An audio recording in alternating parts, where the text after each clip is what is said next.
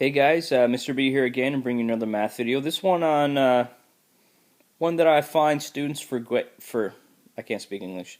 One that I find students forget frequently. It's hard to say. And that is multiplying radicals.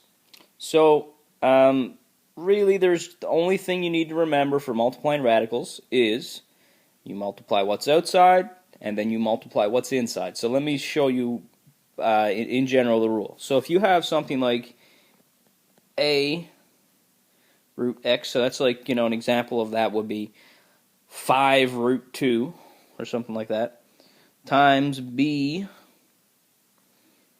root y, you have to multiply the outside numbers and you have to multiply the inside numbers. So you end up with a times b, or ab, and then underneath the root sign you get x times y. So there it is. So that is the rule. So let's use it. So let's let me go to a new slide here. So here we go. So example, let's multiply, say, well, let me use my 2 root 5, my favorite, times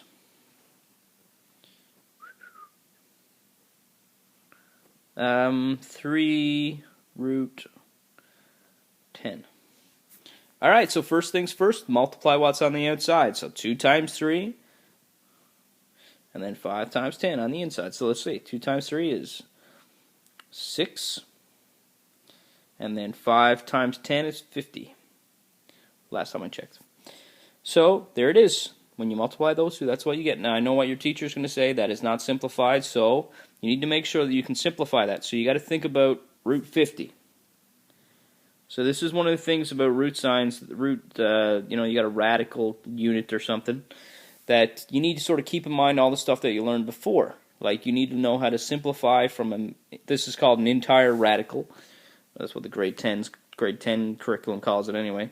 An entire radical to a mixed radical. So it's unsimplified, basically. So what you need to do, and what I do, is you think of the largest perfect square that divides into 50. So if you think about it, you go through your list, 4 is not it, and you keep going, and you get to 25. So 25 works. 50 divided by 25 is 2. So 25 times 2 is how I can rewrite 50. And then what I need to do is take the square root of each of these numbers, 25 square root of 2, so you get 5 root 2, just like that. So that's the same as 50. So now I can replace that root 50 with 5 root 2, and then all I need to do, now I'm multiplying again. So remember, I multiply the numbers on the outside and multiply the numbers underneath the root signs, so the radicands and the outside numbers.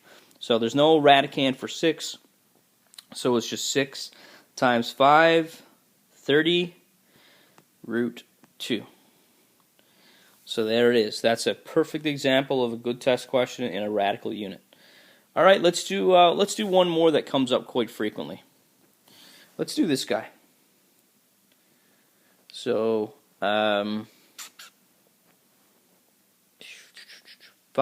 minus root 3 times 5 plus root 3.